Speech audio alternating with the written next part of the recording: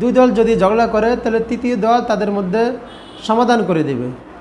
ইসলামী শরীয়তে যে যারা অন্যের মীমাংসা করে দিবে, এটা ইসলামী শরীয়তে একটা বড় মর্যাদার কাজ, বহুত বড় মর্যাদার কাজ, সম্মানের কাজ বলে ঘোষণা করা হয়েছে। মহান আল্লাহ তাআলা বলেন, আসসুলহু খায়রুন, যে সন্ধি চুক্তি, মীমাংসা, সমাধান, শান্তি, এটাই উত্তম। সূরাতুন নিসা 128 নং আয়াত। সূরাতুল হুজুরাতের 10 নং আয়াতে বলেন, ইন্নামাল মুমিনুনা ইখওয়াতুন ফাসলিহু বাইনা আখাইকুম, যে নিশ্চয় মুমিনরা এক অপরের ভাই, সুতরাং তোমরা তাদের মাঝে মীমাংসা করে দাও। অর্থাৎ যদি তারা ভাই ভাই ঝগড়া করে, বিবাদ করে, তাহলে তাদের মধ্যে একটা শান্তির ব্যবস্থা করে দাও, সমাধান করে দাও।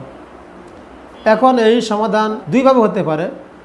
এক হলো যে দুই ভাই ঝগড়া লাগছে, বা দুই পরিবার ঝগড়া লাগছে, বা দুইটা সমাজ ঝগড়া লাগছে।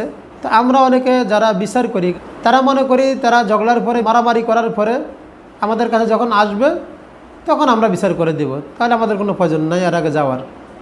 তো যখন তারা বিচারকদের কাছে আসে বা মাতবরদের কাছে আসে, তখন তারা বিচারের ব্যবস্থা করেন তাদের নিয়ম অনুযায়ী। এটা একটা দিক। আর একটা হলো তাদের উচিত যে তারা আসার আগেই যখন ঝগড়া করবে তখন যায়া তাদের মধ্যে সমাধান করে দেওয়া, এটা উত্তম কাজ।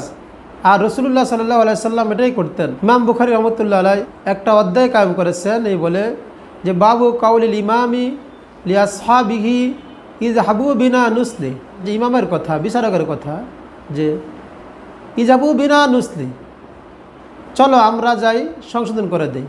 সাল ইবনে সাদ রাদিয়াল্লাহু তাআলা আনহু থেকে বর্ণিত যে, আন্না আহলা কুবাইন, নিশ্চয় কুবাবাসী, ইকতাতালু, তারা দুই গ্রুপে যুদ্ধ করতেছিল। দুই গ্রুপের মধ্যে তাদের ঝগড়া বাঁধলো, যুদ্ধ বাঁধলো। হাত্তা তারামাউ বিল হিজারাত, এমনকি একে অপরকে পাথর ছোড়াছুড়ি করতে লাগলো। ফাকবিরা রাসূলুল্লাহ সাল্লাল্লাহু আলাইহি সাল্লাম, রাসূলুল্লাহ সাল্লাল্লাহু আলাইহি সাল্লামের কাছে এই সংবাদ আসছে যে কুবাবাসীরা তারা দুই গ্রুপে ঝগড়া লাগে, দুটো গ্রুপের মধ্যে পাথর মারামারি পর্যন্ত শুরু হয়ে গেছে। ফাকবিরা রাসূলুল্লাহ সাল্লাল্লাহু আলাইহি সাল্লাম বিজালিকা, যখন রাসূলুল্লাহ সাল্লাল্লাহু আলাইহি সাল্লামের কাছে এই সংবাদ আসলো যে উভয় গ্রুপ তারা মারামারি করতে একটা পর্যায়ে যায় যে একে অপরের প্রতি পাথর পর্যন্ত ছুটতেছে।